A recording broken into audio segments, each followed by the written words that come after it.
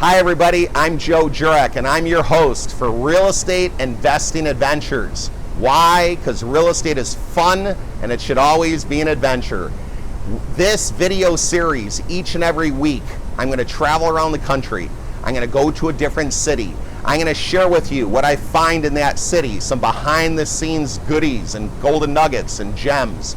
So I hope you follow me on this adventure as we go through some properties, we talk real estate, and I report back to you what I find in each city during my adventure. I hope to be near a city near you. Hi everybody, welcome back to Real Estate Investing Adventures. I'm Joe Jurek, and where the heck am I at this week? Orlando, Florida. Beautiful sunny Central Florida. Today's a little bit rainy, but what am I going to do this week on this week's adventure? I'm going to take you around Orlando, Florida. I'm going to tell you about the different properties, things that I visit, give you some tips, some backgrounds, a little bit of information. So I hope you enjoy this week's episode, and there's a lot coming up, so watch it all the way through. Hi, I'm in another subdivision here in Orlando, Florida, and the thing I'm seeing here right now in the market today, the building is going on everywhere.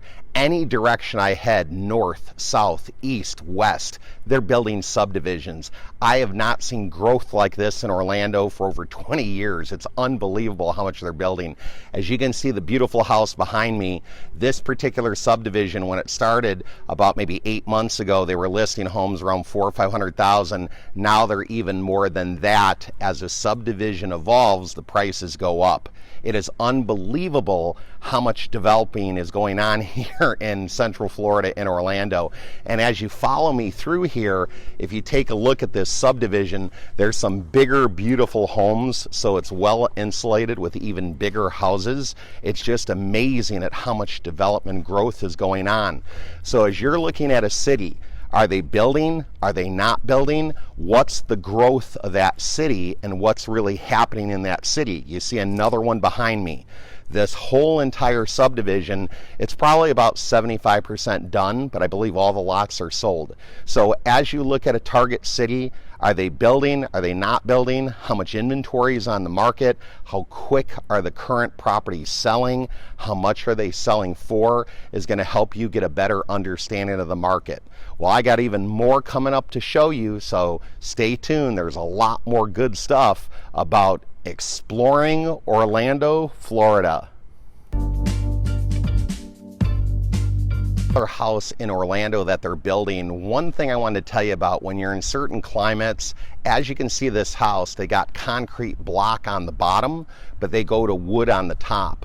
One of the things in Florida that's really critical for some buyers, they like having concrete block from the top all the way through the home. So if that's important to you when you're buying in an area that may have hurricanes or termites, things of that nature, ask how the home is constructed.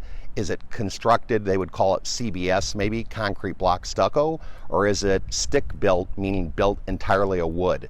The thing that surprises me about these particular homes, they are quite expensive, over the $500,000 range, and I would have expected them to be block all the way up from the bottom all the way to the top. But that's one thing that you may want to look at as you're looking in your market near you, but we're in Central Florida today. Hi, I'm in another subdivision here in Orlando, not too far from the other one, and what I often will do is drive the area just to see what's around a certain house that I might be looking at, to see what's totally around me. And in this subdivision, they're building more homes, and it's even a bigger, much bigger home than the ones we looked at. So as I go through here, I'm looking at the development that's here, and once again, these homes are very expensive homes. So why do I like that they're expensive homes? I like it because if I buy in one area and there's more expensive homes around me and more developing going on, it makes me realize that that could be a good area to consider. The thing I'm going to look at is, once these houses are done, possibly in this area, how much they actually do sell for, and what will that do to the surrounding area of other homes that are already built. Hi everybody, Here I am out in Orlando. I'm taking a look at a house, and this particular house is in probably one of the most affordable areas of Orlando. Homes here are $150,000 or less. This particular home, as you can see, has grass that's not trimmed. It's pretty rough. It needs a lot of work. The roof is bad, the windows are bad, the door is bad. The only thing it really has going for it right now is it is block construction. You do have off-street parking, you do have a driveway, but you got to look at everything when you're looking at a particular house. Another feature about this particular house here, they do have a carport, so not only have the driveway, but you also have the carport. Depending on the house and the style, sometimes people will enclose the carport, make it into a garage or additional space for the home. This particular home, I'd definitely leave the carport. You probably wouldn't get any added value based on the price point of the house, but always look at the entire property to see maybe what other people might miss. One thing you always got to make sure of in these homes is the air conditioner is still there. It may not be working. Try to look for the serial number or year on the air conditioner. Also, if there's a service tag, you could call to see if they have a record of servicing this particular unit. But sometimes in these properties, these things can run away in the nighttime. Okay, I hope you brought your swimsuit out there. Why? This is a pool. Ready to jump in? I don't think so. Now, one of the things about pools, they can add value to the property or they can add headaches to the property. This particular pool, who knows how long it's been since it's been kind of nice and blue and fresh. The pool equipment's missing. We can't tell the condition of the pool.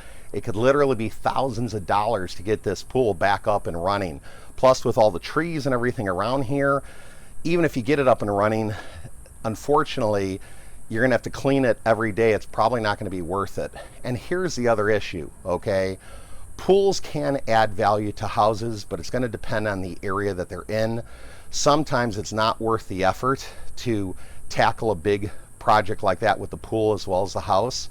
You really have to run the numbers for the area, know what fixed up homes are selling for, and if they do have a pool, how much value does it definitely add to that property? In this particular area of Orlando, it's probably not going to add much value, and if anything, it's going to be more of a headache. Besides the pool, we got cleanup in the yard, we got a fence that's kind of fallen down around us. So this house, I would tell you, even before I go in, is a heavy-duty rehab, and I walked through the inside already, and it was pretty bad. So once again, they're trying to get top dollar for the home, like it's fixed up. It's not fixed up. So what I would recommend is go on to the next one. I was driving around the block from the last home we saw with the pool that needed a ton of work, and I saw this little beauty. As you can tell, it has a newer roof. If you take a look at the roof, it's an architectural shingle. It looks like they redid it. Unfortunately, somebody broke out a lot of the windows in this particular house. The thing I like about it, it is brick. It does look like it has a little extension, and it does have a driveway with a carport. But anytime you're driving around a neighborhood, always notice for sale by owner signs, always notice distressed properties. And what could we do with this one? Possibly look up the owner to it if it did not have a for sale sign and send them a letter if they're interested in selling. This one does have a for sale sign, so if I had an interest in it, I'd definitely call on it. So many people tell me as I travel the country, they like Florida. They'd love to own property in Florida. Hopefully I've given you a better idea of Florida and what it has to offer. As I've said before, there's more than beaches or theme parks in Florida, and hopefully you got some great golden nuggets out of this video. So there you have it. There is the Orlando, Florida market in a nutshell. I hope you've enjoyed the video. I hope you've gotten some golden nuggets. Anytime you're looking at a market, get to know that market as best as you can. Use all these tips and strategies in this video to help you better learn each market. I hope you've enjoyed the video. As my real estate adventures continue, join me each and every week for the next area, the next city that I'm gonna be in. Because if you wanna travel, you wanna hear about real estate, you wanna see real estate in other areas, this is the place to be. Don't forget to subscribe, click on my face or click on the little subscribe red button, and what will that do? It'll allow you to subscribe to all the upcoming videos that I'm gonna do. I appreciate you being out there. Are you out there making your dreams a reality? Are you doing what it takes? Are you gonna work this weekend to make a difference in your real estate investing? Go out there and crush it.